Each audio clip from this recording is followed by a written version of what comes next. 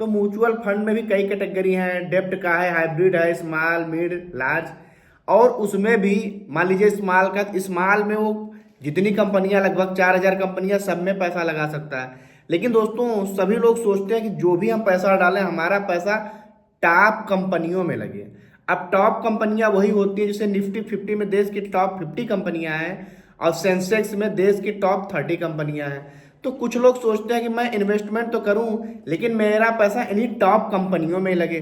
दोस्तों इस प्रकार के इन्वेस्टिंग को पैसिव इन्वेस्टिंग बोला जाता है। दोस्तों यह बाजार के औसत रिटर्न को आसानी से हासिल कर लेता है और इसमें आपके समय और पैसे की बचत होती है। दोस्तों इस प्रकार के जैसे इंडेक्स फंड हो गए, म्यूचुअल फंड हो गए, ईटीएफ हो गया, इनका एक्सपेंस रेशियो काफी कम होता है क्योंकि आपका पैसा सिर्फ इन्हीं 50 कंपनियों में या तो इन्हीं 30 कंपनियों में लगेगा, कहीं और ज्यादा नहीं लगेगा। दोस्तों इसलिए इसमें कोई बहुत ज्यादा काम नहीं करना पड़ता है, बस आपको इसमें पैसा इन्वेस्ट करना। हाँ, शुरुआत के 4-5 साल इनका रिटर्न ज्यादा आपको नहीं समझ में आएगा, लेकिन लॉन्ग टर्म में जो पैसिव इन्वेस्टिंग होती है इनसे आपको काफी ज्यादा फायदा होता है। इसका और भी क्या फायदा है, सबसे बड़ी बात इसका खर्च कम होता है। दोस्तों इसमें फंड मैनेजर को बहुत ज्यादा काम नहीं करना पड़ता। मान लीजिए अगर आपने स्मॉल कैप में किया है तो 4,000 कंपनियां, फंड मैनेजर काफी ज्यादा मेहनत करेगा, किसमें डालूं, किससे निकालूं, कौन उठेगा कौन जाए। लेकिन यहाँ पे लिमिटेड कंपनियों की संख्या है तो इसलिए बहुत ज्यादा काम नहीं करना पड़ेगा, स्वतः ही आपका पैसा सब में चला जाएगा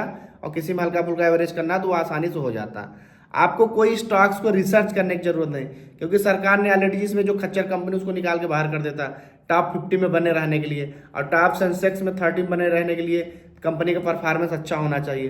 अब दोस्तों लंबी अवधि में इनमें अच्छा खासा रिटर्न मिलता है। तो अगर आपको भी पैसिव इन्वेस्टिंग करना है, बाजार का औसत रिटर्न आपको लेना। औसत रिटर्न इसलिए बोला जा रहा है कि इसका रिटर्न तो ना तो 10-12% से कम होता है और ना तो ज्यादा होता है। एक एवरेजन रिटर्न चलता रहता है 10%, 12%। हालांकि आपको एफडी, आरडी, एनएससी इन सबसे ज्यादा मिलता है, लेकिन यहाँ पे पैसिव रिटर्न मिलता है।